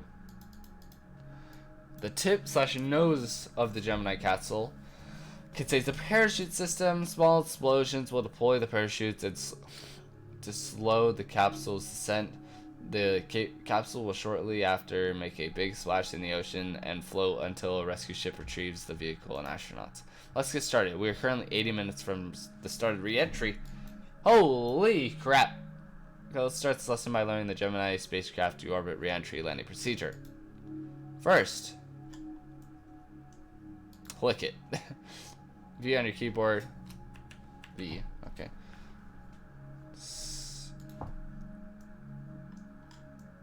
Let's do that. Set that to open. Click that. Need to perform the retro burn. Make sure that attitude control is set to plat. It definitely is.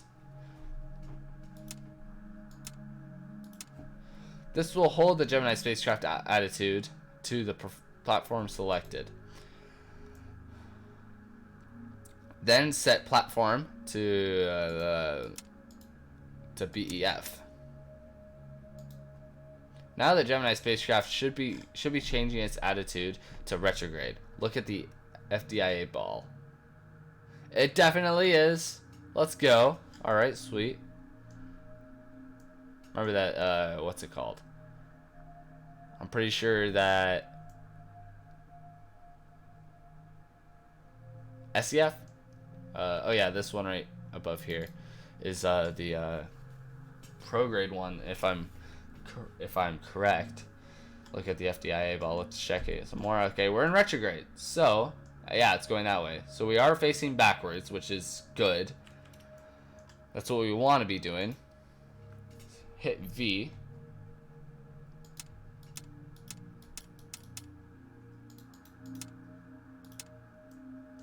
To re-entry, wait 10 minutes for the...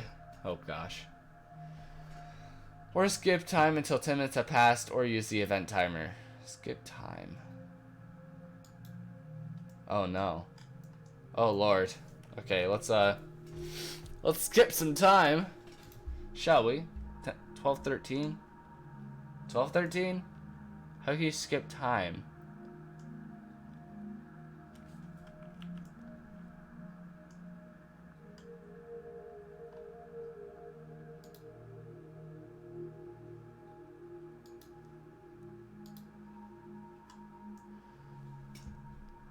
Around 345 kilometers above Earth.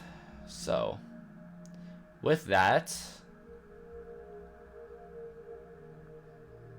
we're waiting here. Yeah, we're waiting for 10 minutes. I think it did. I mean, it said that you could skip the time. I don't really remember how to do that at the moment. But let's figure it out. So, mission pad. The full mission, this is all we have. I'm pretty sure we don't have any of the other stuff. I'm pretty sure. Which, is it scary? Yeah, kind of, but we're gonna need to do it. So first off, let's take some epic thumbnail pictures for the next Reentry live stream. Of course. Now, let's toggle the hatch. F5. Holy Holy. F12 that one. Oh wait. Photo camera.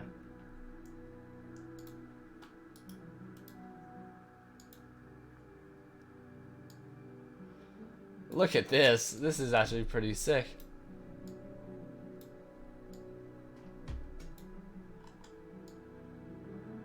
Huh.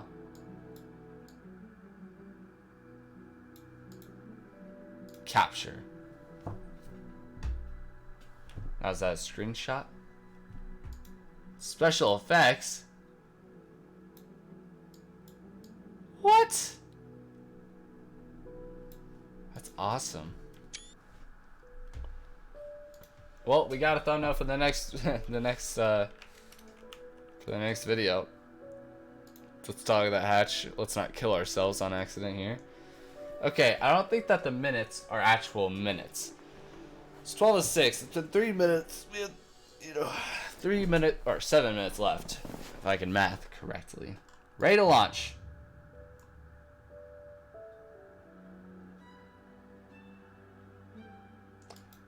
I wasn't supposed to click that now, was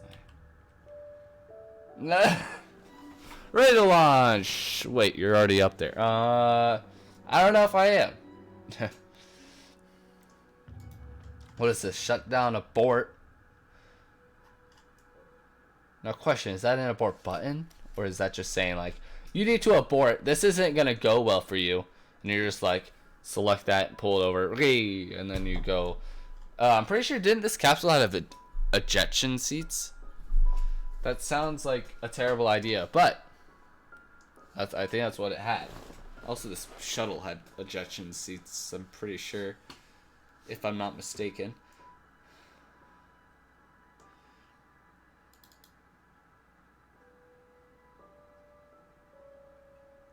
Also, I just realized something.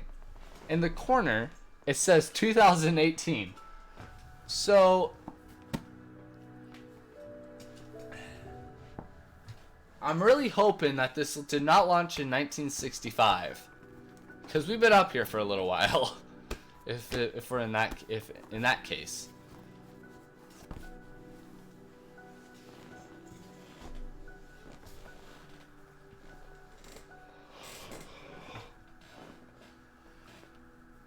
Average.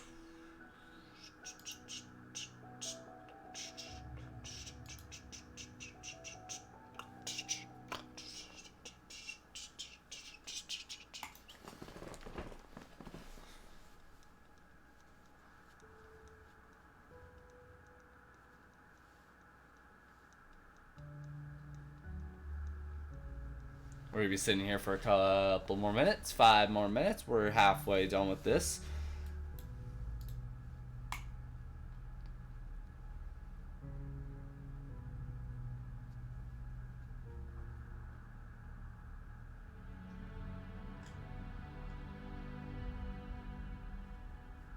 So, how was everyone's 2019?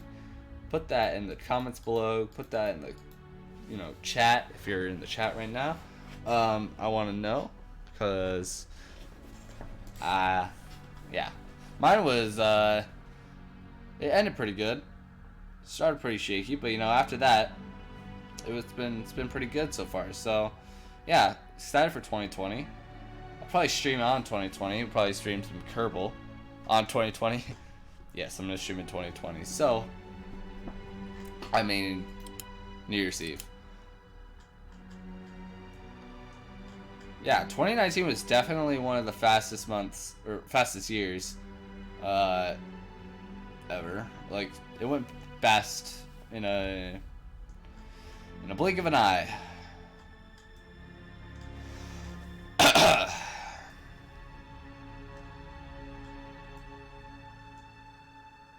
Also, I'm going to find where we have to, like, where the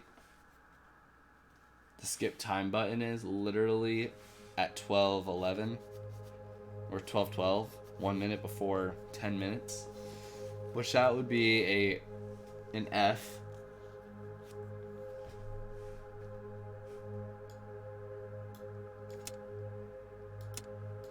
Is it down here we're able to radio check? Declan, we can read you 5x5. Is that 5? Yeah. Ready to launch. Where are you? Well, actually, we're here. We are 345 kilometers in the air. That's our apogee. Then our perigee is 309 kilometers. So we're at a very circular orbit at the moment. 32 degree inclination. And we've been going at this for 5,400 seconds. I think that's what that means. Which, speaking of which, how long is 5,400 seconds? Let's look it up. How long is 5,400 seconds? How many minutes is 5,400 seconds?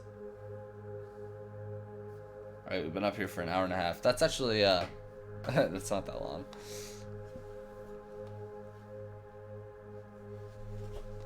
Alright, Roger. Thanks for the information. 12:11, we have 2 minutes left until all the systems are good. What if I just click that? Like,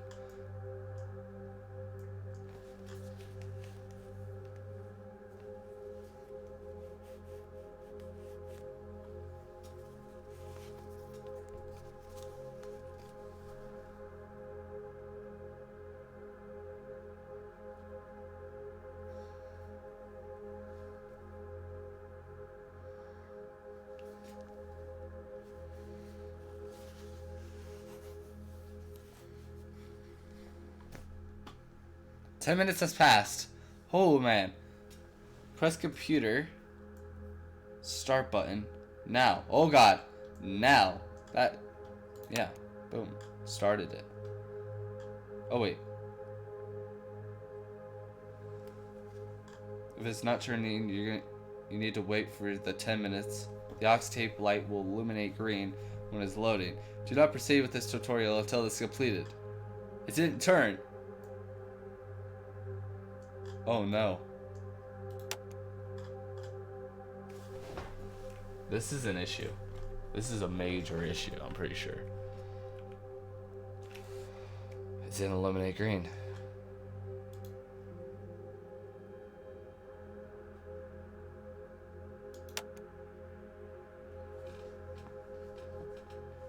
Click the start button now, but nothing happened. If it has not turned green, you will need to wait for the 10 minutes. The aux tape light, which is right.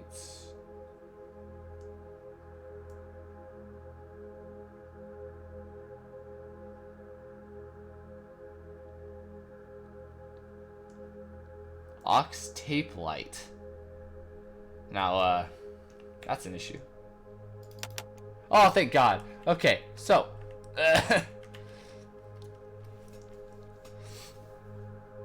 Sweet. Now let's check how much time we have until retrograde burn.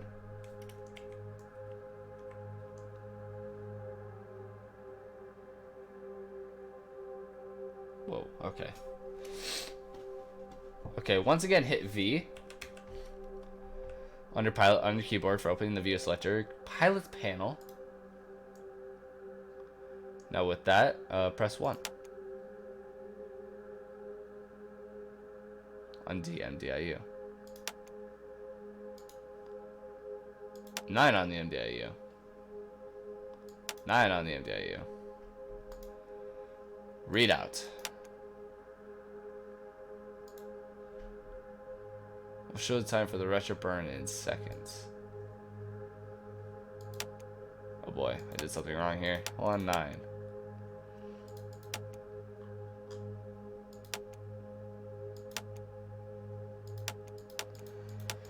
Well, alright, we did it. That's for sure. That's good. Now we configure the event timer counting down for 10 minutes. V on your keyboard, blah blah blah. Commander panel. Okay, that's good. Commander panel. Event timer. Clockwise.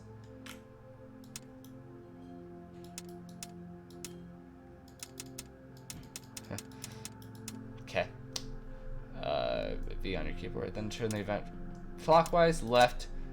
Oh, counterclockwise. This is counterclockwise. My bad. Alright. To increase numbers until it gets to 10 minutes.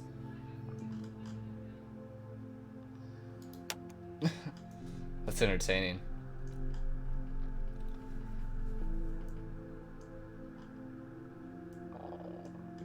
Oh, whoops.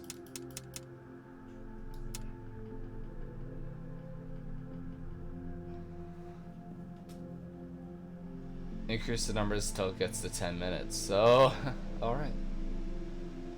Yeet! No, whoops. Wrong one. I hit the wrong thing.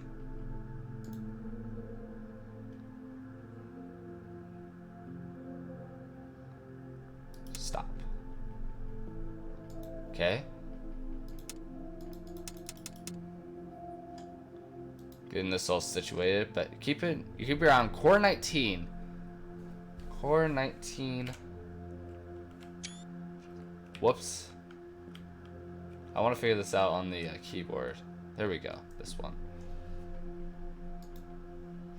For now on, you better keep your eye close on core 19 on the Gemini OBC computer terminal. Wait until it displays 600 seconds. You need to press readout every time you want to update the display. I don't know why I read that in such like a mean voice. You need to... you may use time skipping here if you wish.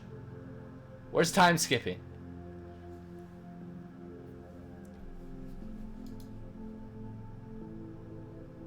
Press that pin up. What pin? What pin? What pin? What pin is he talking about? Bruh.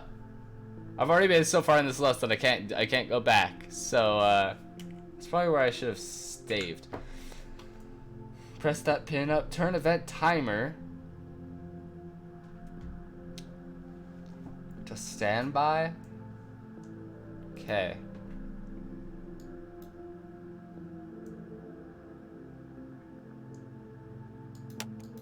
Alright. Yeah, I need to use time skipping. Where is this? Input control. Oh. Okay.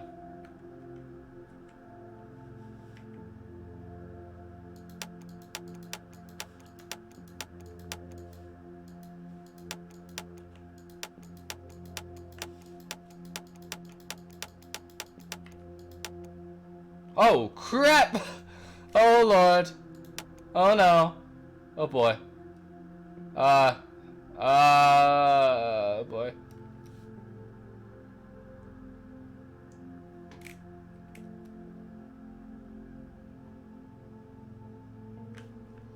Crap. Crap. Crap, crap, crap, crap, crap. Okay, we're good. We're good, right? Yeah, we're fine. We're fine. We're fine at this point. Now hit V on your computer keyboard. I'm losing my voice. Okay. Now, hit V on your computer keyboard. Then, in View, select your hit mission pad. Select 5 minutes of retro crack list.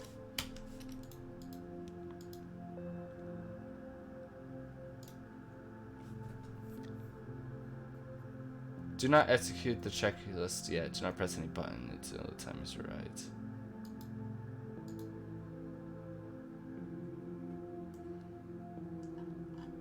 Let me count down, starts getting to 5 minutes.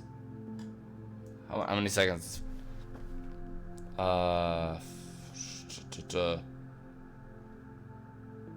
60 times 5. 300 seconds?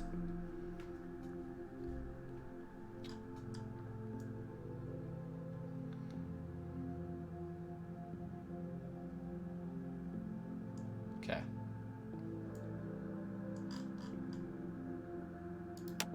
So we have like a couple more minutes to wait.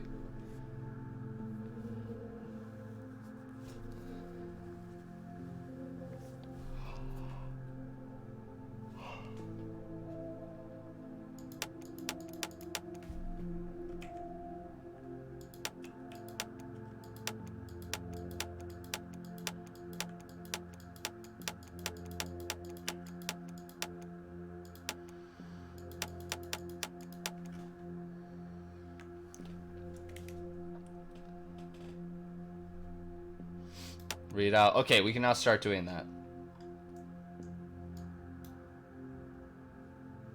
Boom.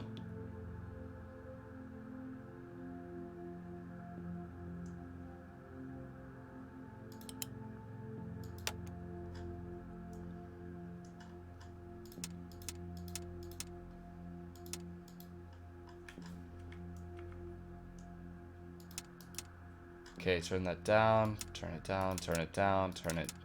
Crap!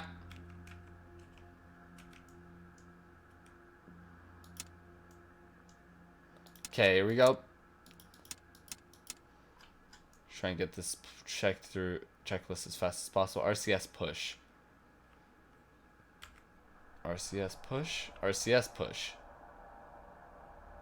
Crap, where's RCS push? Where is said RCS push? Okay, I think we're good.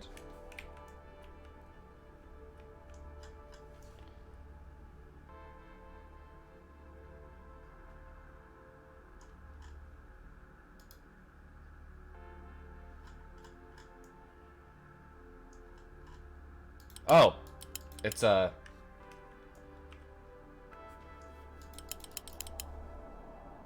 it's this. I can't.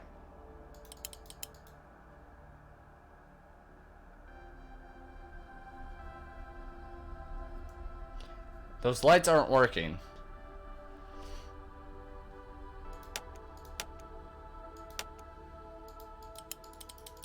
I can't even open it anymore. So we're gonna run into an issue here very quickly.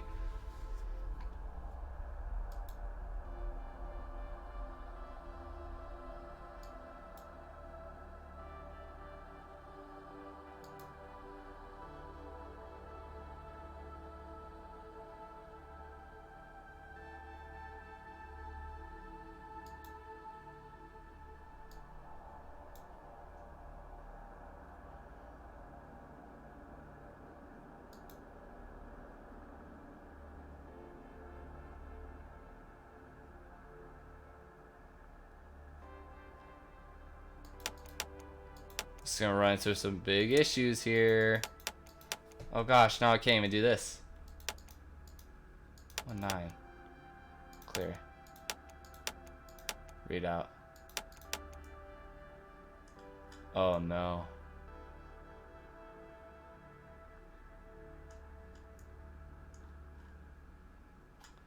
I did something massively wrong. I'm close to done with this checklist.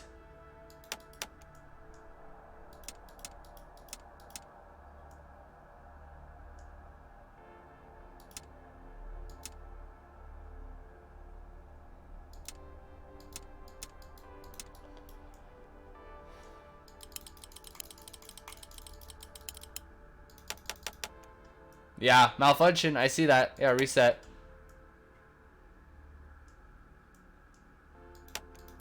Yeah, malfunction. I see that. I definitely see that. We are malfunctioning at the moment.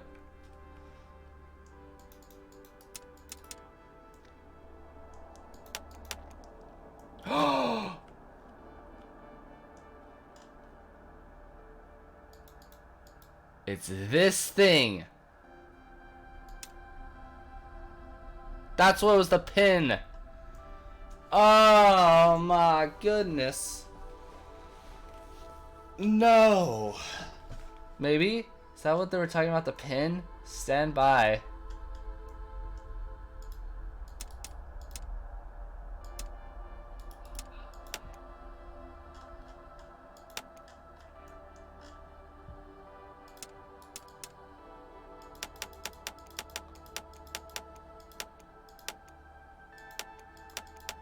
Oh no. Guys, I hate to say it, but I think this is where the stream's gonna have to end. We'll be back tomorrow, definitely, because we need to finish Gemini. We need to finish Gemini. So, we're going for 2 hours now. We're doing good so far. We kind of flew by all those things. We had a couple issues along the way. But, with that, I will have to say, hope you guys have a great rest of your day, or night, or wherever you're from. Hope, see you back tomorrow. Definitely going to be there. Yeah, I'll see you guys later. And,